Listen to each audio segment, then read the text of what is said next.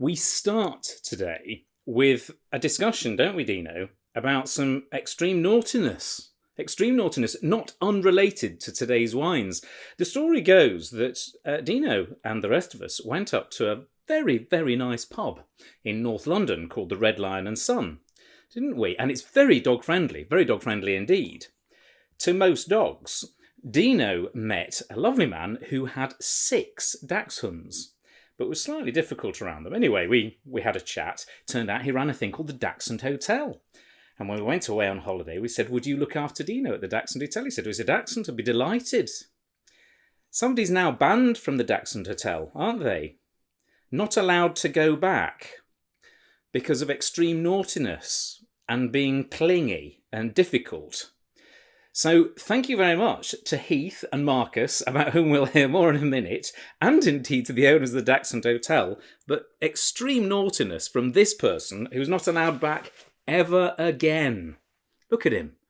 Honestly. Right, do you want to get down and go and play outside, find a sunspot? He can go away. He's off. He's going to go back under the sofa. That's why I found him just before. The Red Lion and Sun.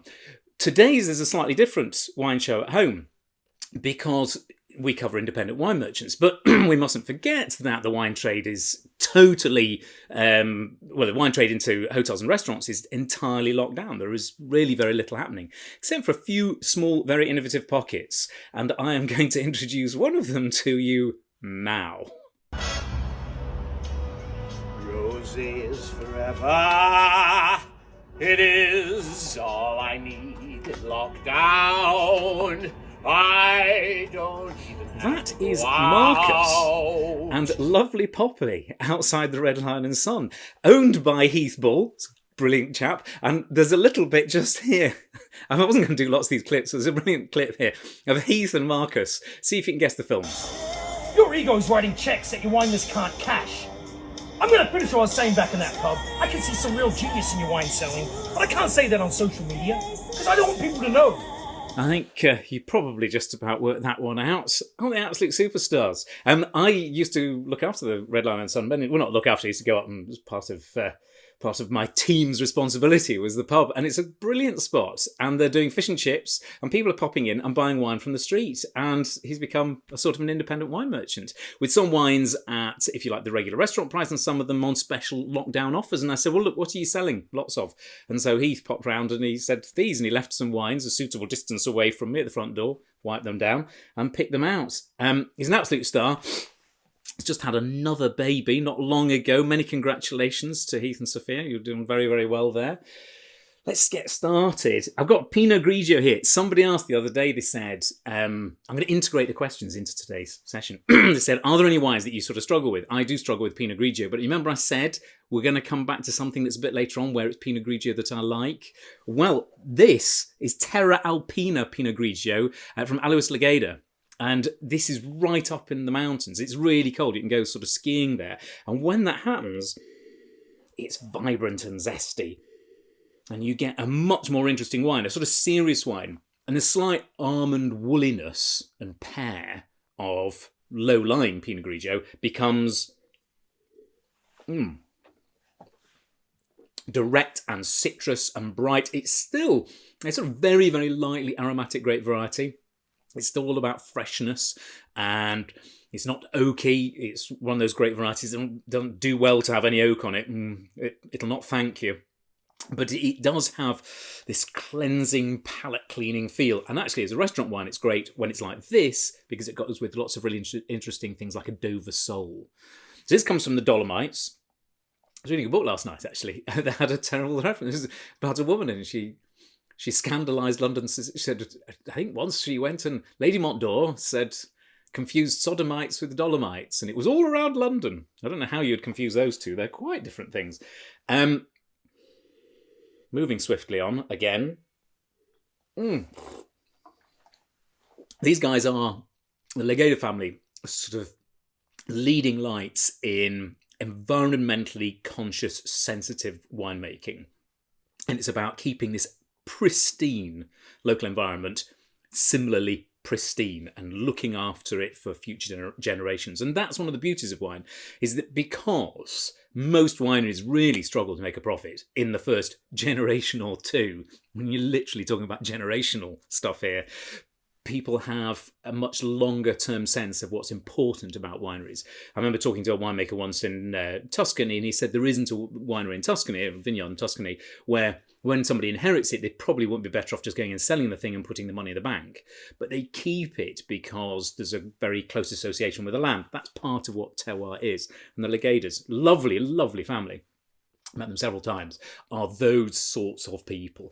If you are liking classy Pinot Grigio, now this is £30 on their regular list, so it's a sort of £30 restaurant wine. People are going and picking it up with I tell you what, with fish and chips from the Red Lion and Sun, what a brilliant thing. If you're in Highgate, North London, go and get yourself some of that, because that's an absolute cracker. I love it. Now, in and amongst, I'm going to bring you up to speed on a few bits and pieces. Part of the reason why businesses are able to do this, restaurants are able to continue to supply wine and are continuing to do a little bit of food, is through a thing called Local, which we mentioned before. It's an app. Are you a restaurateur?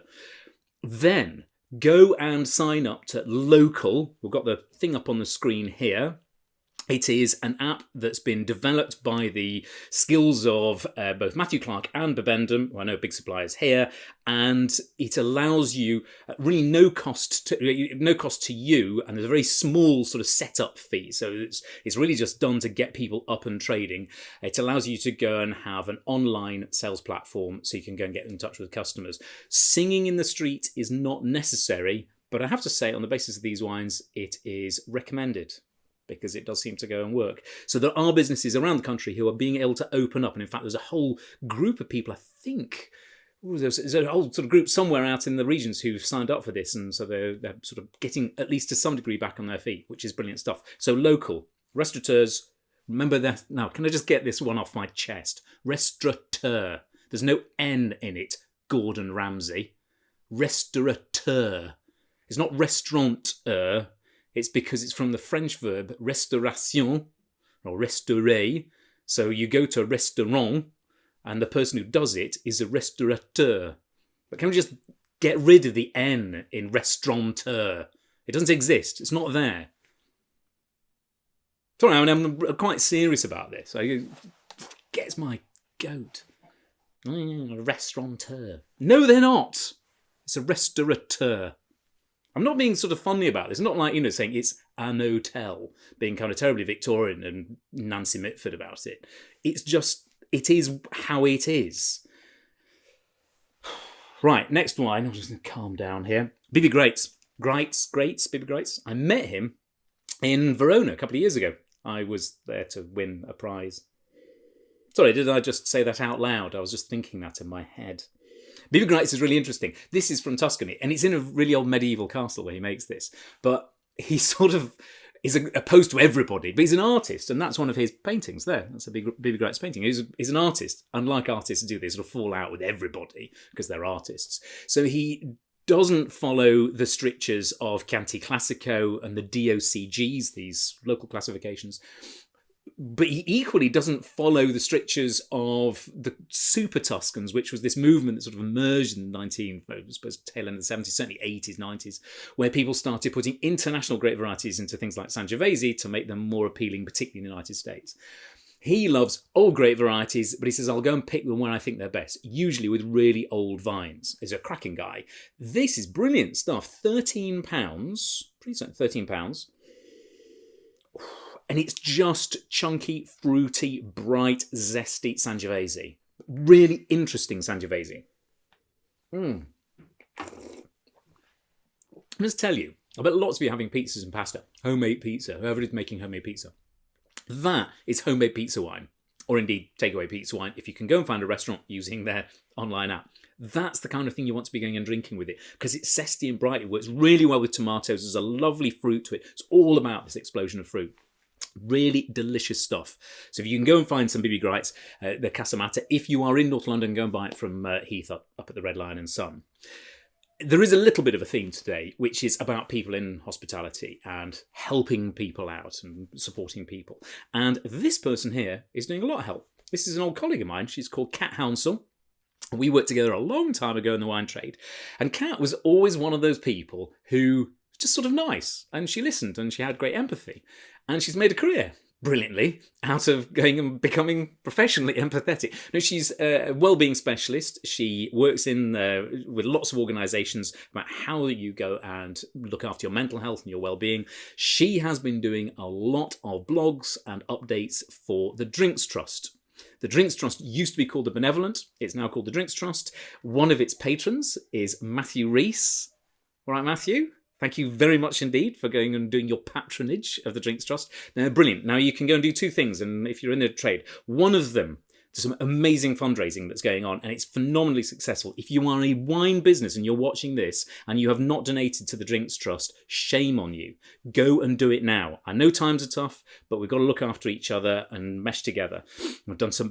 I've been the recipient of some help from the Drinks Trust in the past. They're an extraordinary organisation. I know it seems incredible. You wouldn't believe the number of people who've had to go along and say, I've got a bit of a pickle. Can you help me out here? But also done lots of interesting fundraising. I ran the Bordeaux Marathon for the Drinks Trust. Nearly died. Not forgetting that in a hurry. So go and support the Drinks Trust. And if you are needing, if you're just feeling it's weighing on you, frankly, it's weighing on us all, go and look up. You don't have to be in the drinks trade, but it's really good if you are. Go and look at Kat's updates because they're brilliant. And she's really, really superstar person. The Third Wine. I love this guy. Paul Pujol makes this. Hello, Paul, in New Zealand. How are you? It's been too long. This is Prophet's Rock. Now, this is Prophet's Rock Pinot Noir from Central Otago, world's southernmost wine region. Remember that? We had it the other day. This is Home Vineyards. This is really special sort of Prophet's Rock. I'm going to tell you this story about Prophet's Rock. So Paul works, he's a Kiwi, amazing, bizarre knowledge of Kiwi 1980s bands, if you're really into that. Really fun guy. He worked in Europe for a lot. So he worked at Kunstbass. So he often makes quite aromatic things like sort of Rieslings and so on, which have this Alsace charm to them. But he then went and worked the Comte de Vogüé. And I'm pretty certain this was the story. He turned up and was one of the very elderly family members. It was like in her 90s or something, 80s, 90s. And she watched him on his first day, like the world's smartest wine estate. I mean, the Comte de Vogüé is pretty top end. And he was, is this right, Paul? You were raking out the bin and she was watching you from behind. And he's raking out this Pinot Noir in this bin. And she's sort of watching him, he's like panicking a bit. And anyway, she disappeared, didn't think anything of it, only to discover an hour or two later that he's been given this enormous rake. And he's going like this. Ooh. Nearly killed the Comtesse de Vogüé.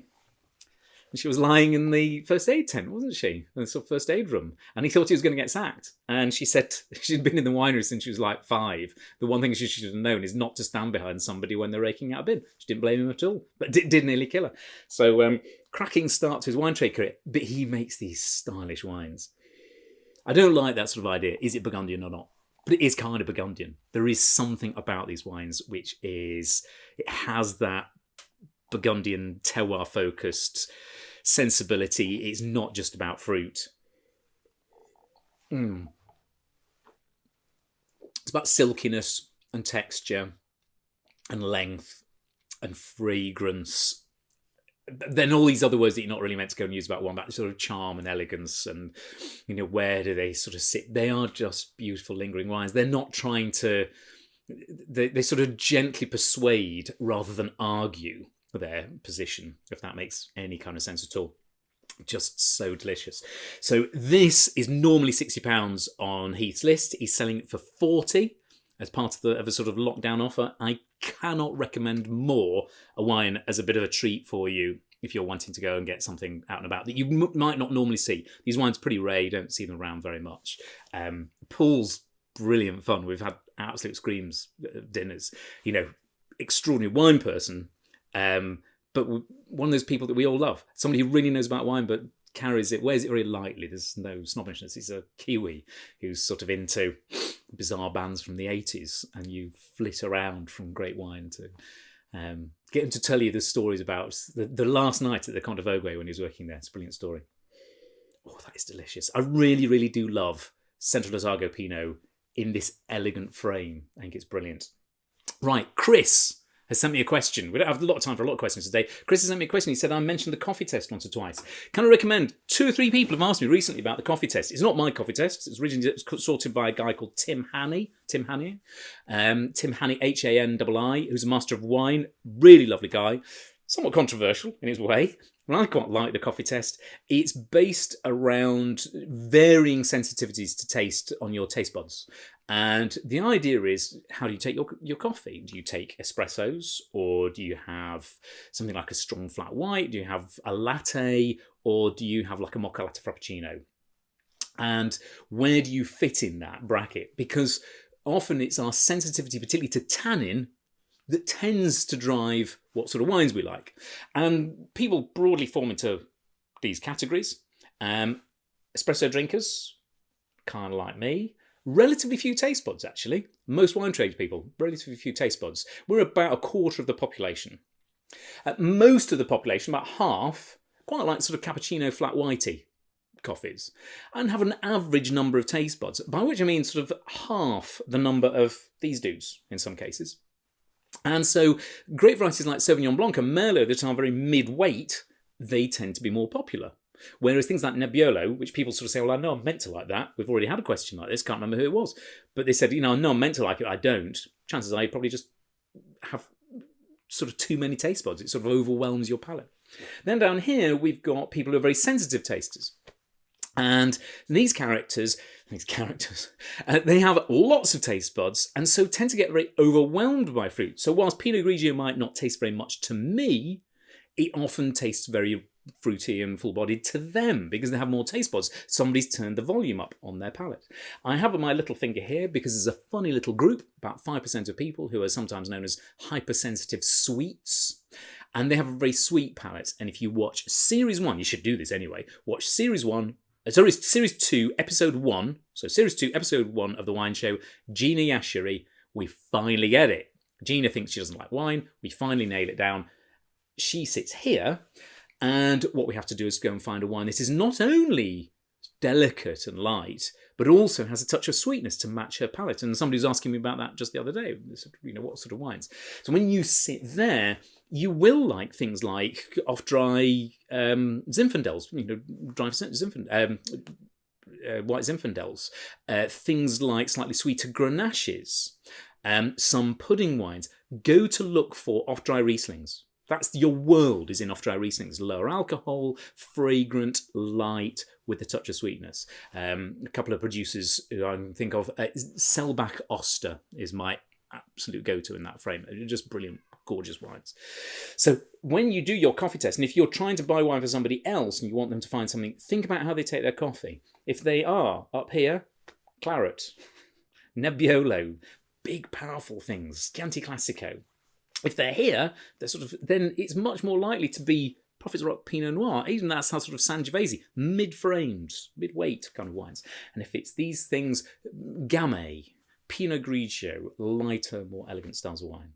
I hope that's been very helpful. We haven't done lots of questions today, but get yourself up to the Red Lion and Sun, or go and find somebody near you who is doing off-trade sales from a hotel or restaurant. Just, go and buy a couple of bottles of wine. Keep them ticking over. If they're going and doing some food and they have their wine list, you could even say, dude, why are you not going and selling a bit of wine? It's not going to compete with the independent wine merchants of the world. It's actually going to keep us all happy. All right, look after yourself. I'll be back on Friday with more wines. Go and subscribe to our bits and pieces down there. Thank you very much, Louis, who's had to knit all this together a little bit today with the extra clips, and to Charlotte, who goes and does all of the sort of chunky stuff of actually telling you what nonsense I come up with, and with Elle as well, who's there beavering away overseas, enjoying the sun a little bit, aren't you? Stay safe, have fun, come back in 2 days' time.